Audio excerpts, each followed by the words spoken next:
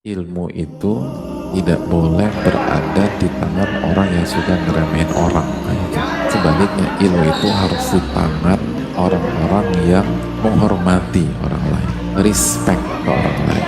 Makanya itu kan yang ditekankan para ulama. Barang siapa yang sebelum belajar sebuah masalah dalam dunia ilmu sudah masih menjelekkan orang, merendahkan orang, bagaimana orang ini bisa beruntung? Dan orang yang belajar agama itu sebatas melihat ada orang ngejatuhin, nyinyir, ngebully, itu udah tahu secara umum siapa yang lebih baik, siapa yang di bawah.